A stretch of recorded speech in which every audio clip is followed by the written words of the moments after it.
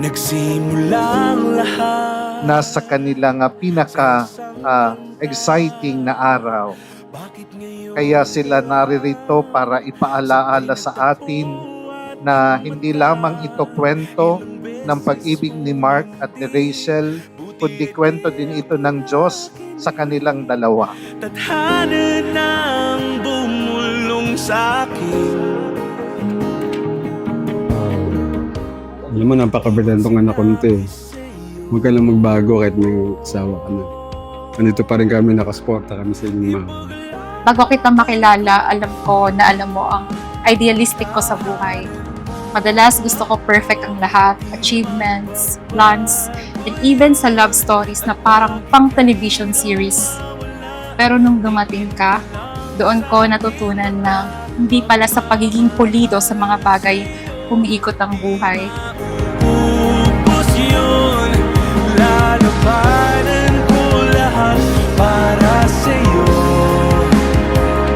Basta't nandito lang ako. Yung padala, wag kalimutan.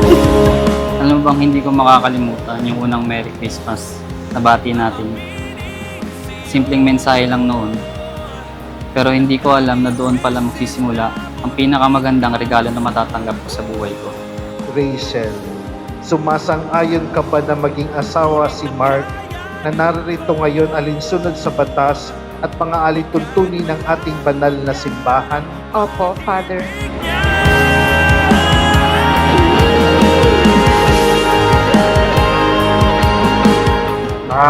Katulad kay Tatay Joseph.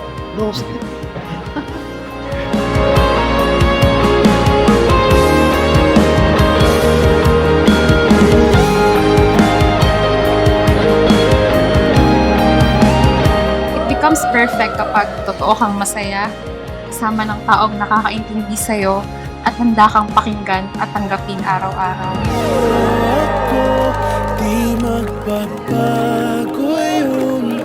At pag ika'y nawawala, tingin ka lang sa aking mata. Pagmamahal sa'yo. Lagi kong pinipili ang maghintay. Kasi ang bawat sandaling kasama ka, sulit. At oo, kahit minsan gusto kong mainis, nauuna pa rin akong mapangiti kasi ikaw yun. Ang babaeng mahal ko, kahit sa mga hindi nasusunod ang oras sa sandali. Hanggat sa kunin tayo, namuhay ka pa.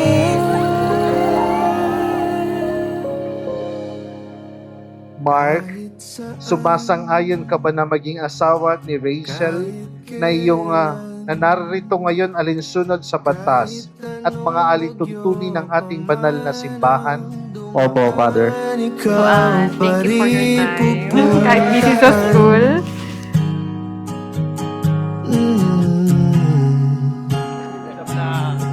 Kung ano man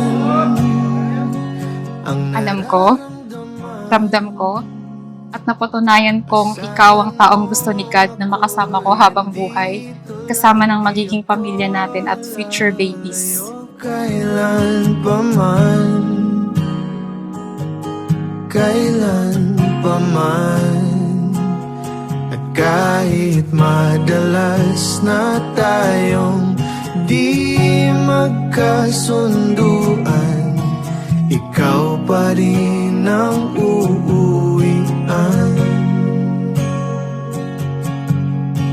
Mahal, ikaw ang uuwian.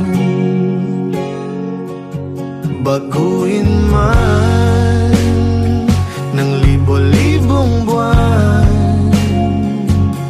ang kulay ng Mag-aasawa lang kami, pero ba't ka umiyak? Wala, masaya lang ako. Mahal ko kayo nila papa at mga kapatid ko. pangako yan. I promise na kahit anumang mangyari through ups and downs, nandito lang ako. And please always remember na sa bawat pag-alis at pagbalik mo, may tahanan kang ako na iyong uuwian. Baguhin man ng libo-libong buwan ang kulay ng kalangitan, pangako kong hindi kita iiwan. Mahal na mahal kita. Ang uuwian at kung umabot man Kaya ngayon, sa harap ng Diyos, ng pamilya, at ng mga taong mahal natin, pinapangako kong ikaw at ikaw pa rin ang pinipili ko. Hindi ako bibitaw. Sa mga darating na taon, sa bawat gising at pagtulog ko, gusto kong maramdaman mo na hindi lang kita minahal, kundi pinili ko araw-araw, paulit-ulit habang buhay. I love you. Ikaw pa rin ang uuwian. Ikaw pa rin